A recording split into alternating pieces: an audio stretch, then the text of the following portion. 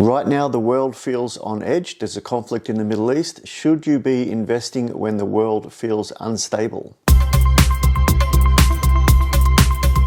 Black under the eyes. I had a bad night's sleep last night and I'm fasting this morning, trying to lose a couple of kilos according to the doctor's orders.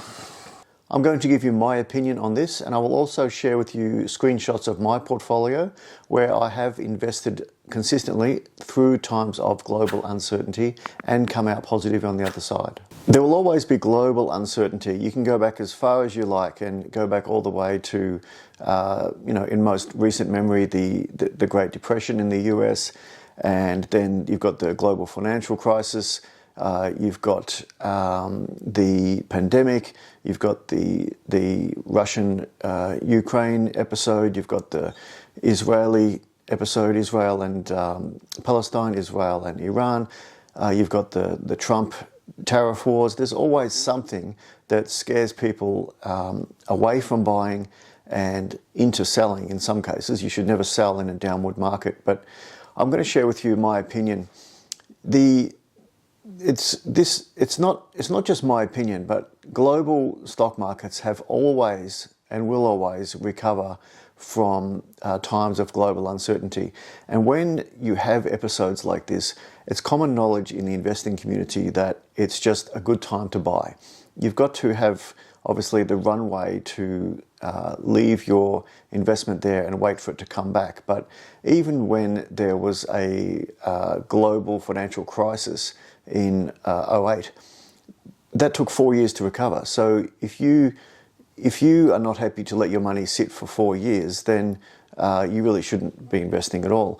I mean, term deposits at a bank will go for 4 years before they give you any sort of significant return on a long-term deposit. So my point is, if you see the markets go down, don't be scared to buy in. I'm going to show you a graph up on the screen now, and this graph is my personal investments, and the little red boxes you can see there are the most recent conflicts that I've had to endure whilst consistently buying and dollar cost averaging into the share market. Now, I did not stop buying into my chosen investments all the way through those 3 recent conflicts, and I will still not stop buying into shares and stocks all the way through the Trump rubbish that we're going through now, the trade wars and the tariff wars.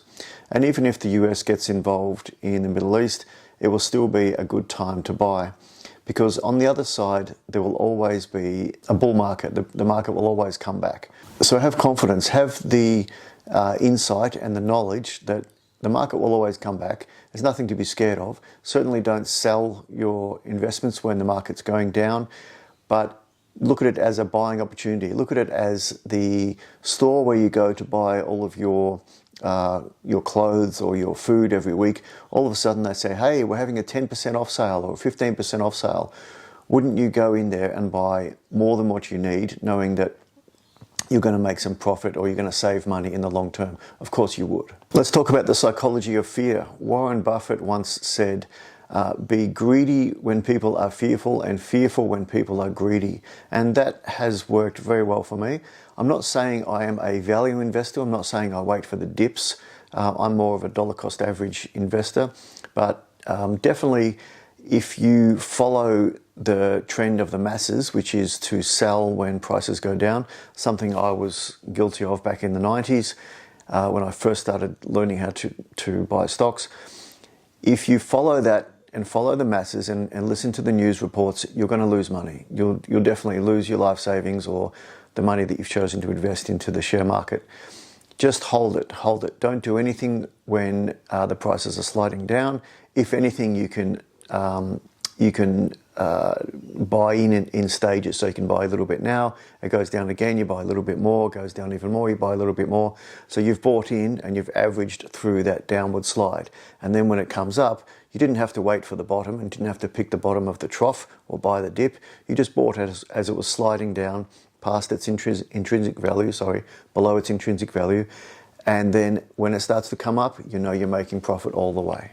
Now, the beauty of dollar cost averaging, if you don't know what that is, it basically means buy the same amount of stocks all the time at the same interval. So you're catching the average. So for example, we buy probably every couple of months, and we have done that for several years now, and we've caught the average through that period of time. So the beauty of dollar cost averaging is you catch the dips and you catch the highs. You go right through the middle. So there's no real reason to be scared. Now, dollar cost averaging, in my opinion, is a much better strategy than trying to value invest or trying to pick the dips and pick the troughs. Just go with the average, and then you can get back to your day job and focus your mind on other things. You don't have to sit there looking at stock prices all day long.